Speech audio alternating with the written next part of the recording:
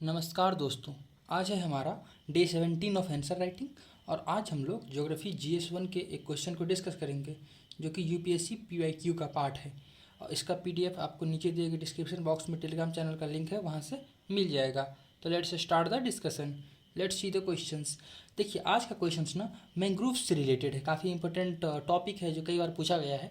तो डिस्कस करना है मैंग्रोव्स के डिप्लीशन के कॉज को, ये क्वेश्चन का पहला पार्ट हो गया। और साथ में हमको एक्सप्लेन करना है कि इसका क्या इम्पोर्टेंस है कोस्टल इकोलॉजी को मेंटेन करने के लिए। ठीक है, तो ये दो पार्ट हो गया इस क्वेश्चंस का। Let's see the solution. सबसे पहले बात करते हैं इंट्रोडक्शन के बारे में। सिंपल, अगर मैं आपको पहले कई बार बता चुका हूँ कि इंट्रोड्यूस कैसे कर सकते हैं किसी भी क्वेश्चंस को, तो यहाँ पर हमने क्या किया, जस्ट मैंग्रोव्स क्या है और इसके लोकेशन के बेसिस पे इसको इंट्रोड्यूस कर दिया। मैंग्रोव्स क्या है? मैंग्रोव्स एक श्रब्स है। ठीक है, shrubs means small plants, small छोटे छोटे जो झाड़ी टाइप प्लांट होते हैं, small plants, these are the shrubs. ठीक है, मैंग्रोव्स श्रब्स है जो कि कहाँ पे ग्रो होता है? कोस्टल एरिया में। कहाँ पे? ब्रैकिस वाटर, ब्रैकिस मतलब सलाइन वाटर। यूजुअली जहाँ पर रिवर मिलता है सी से, उस रीजन में सलाइन वाटर में ये ग्रो करता है। इसका लोकेशन क्या है? मेनली 25 डिग्री नॉर्थ से 25 डिग्री साउथ तक। This is equator, 25 degree north और 25 डिग्री साउथ, इस रीजन में यूजुअली पाया जाता है मैंग्रोव्स। ओके, तो अब हमने क्या किया, इंडिया के मैप की सहायता से बता दिया कि इंडिया में इसका लोकेशन कहाँ कहाँ है। You can see the region of Gujarat और Maharashtra, that is the Dadar and Nagar Haveli और दमन एंड दीव, जो कि एक यूनियन टेरेटरी है। दोनों अब तो मर्ज हो गया है, तो दोनों सिंगल यूटी के अंदर आता है। फिर उसके बाद इधर अंडमान एंड निकोबार में बहुत सारे मैंग्रोव्स पाए जाते हैं। सिमिलरली वेस्ट बंगाल और बांग्लादेश के रीजन में, that is the Sundarban deltaic region, West Bengal के रीजन में। तो हमने क्या किया, इसके लोकेशन के बेसिस पे इसको एक्सप्लेन कर दिया। तो these are the part of introduction. अब आते हैं हम लोग बॉडी के पार्ट पे।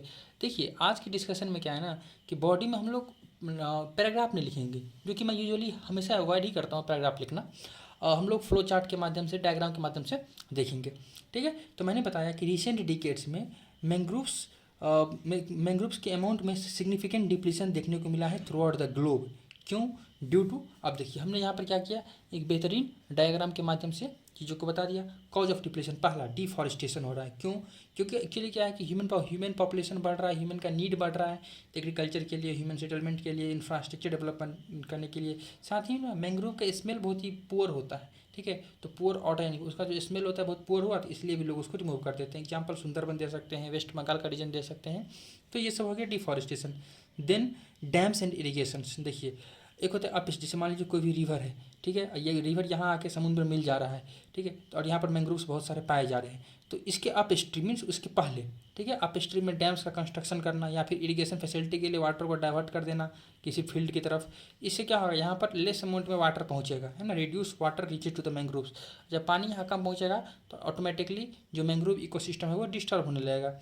सिमिलरली ओवर फिशिंग के कारण मैंग्रोव इकोसिस्टम डिसरप्ट हो जाता है, क्योंकि मैंग्रोव इकोसिस्टम में कई सारी चीज़ें आती हैं, केवल मैंग्रोव्स नहीं, मैंग्रोव्स के अलावा बहुत सारे फिश है, स्क्रैब्स, मोलस्क एंड एक्सेट्रा।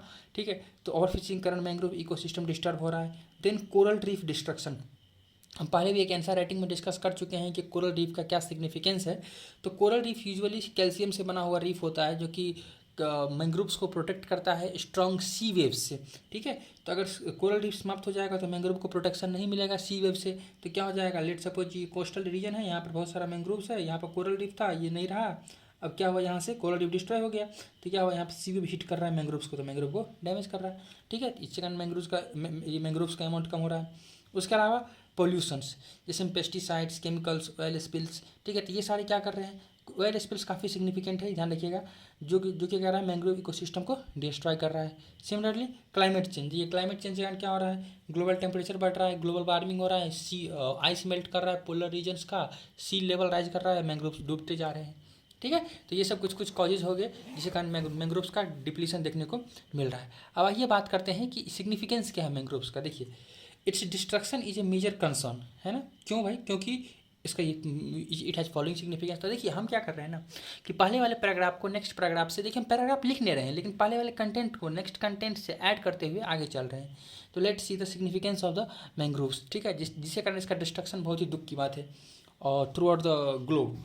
सबसे पहला क्या है, स्टेबलाइज द कोस्टल लाइन्स। देखिए अगर जैसे मान लीजिए कि रिवर है, रिवर में बहुत सारा पानी यहाँ पर, यहाँ समुद्र में मिल जा रहा है, यहाँ पर कई बहुत सारा मैंग्रोव्स है, तो जो सेडिमेंट्स यहाँ से आता है ना, मैंग्रोव्स इस सेडिमेंट को रोक लेता है। ठीक है, जिसके कारण क्या होगा, ये बिना मतलब कि यहाँ पर सेडिमेंट जमा भी नहीं हो, मतलब ये सी में बहुत सारा सेडिमेंट्स एबनॉर्मली नहीं जाएगा, तो वही है। और हाँ, बहुत सारा सेडिमेंट यहाँ जमा होते रहेगा तो क्या होगा, एक प्रॉपर कोस्टल लाइन मेंटेन रहता है, तो trap the sediment from the river. दूसरा क्या है, हम लोग पहले ही बात कर चुके हैं कि यहाँ बहुत सारा सी वेव आके हिट कर सकता है लैंड को, तो अगर मैंग्रोव रहेगा तो जो कोस्टल लाइन है वो प्रॉपर मेंटेन रह पाएगा, ठीक है, क्योंकि कोई भी प्लांट होता है उसका रूट सॉइल को होल्ड करके रखता है ना, तो वही बताया गया है कि protect against the sea wave, यानी कि स्टेलाइज करता है कोस्टल लाइन को।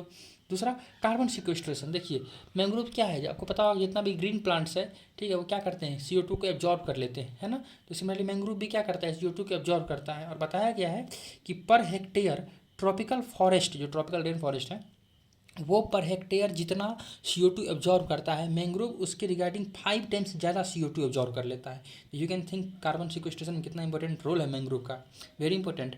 उसके अलावा बायोडाइवर्सिटी कंजर्वेशन, देखिए मैंग्रोव क्या है, हम आपको पहले ही बता चुके हैं, मैंग्रोव है तो प्लांट, बट मैंग्रोव इकोसिस्टम में क्या आता है, not only plants, not only mangrove plant, other than that there is ये फिश, क्रैब्स, मोलस्क एक्सेट्रा, तो ये सारे के सारे चीज़ यहाँ रहते हैं जो कि मैरीन इकोसिस्टम के लिए काफ़ी इंपॉर्टेंट है, ठीक है। That's why mangrove has important role in the biodiversity conservation.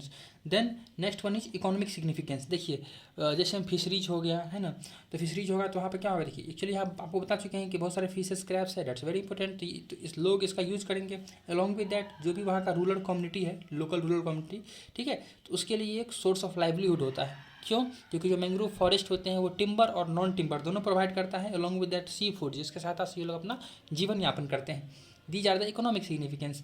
Next one is maintaining water quality.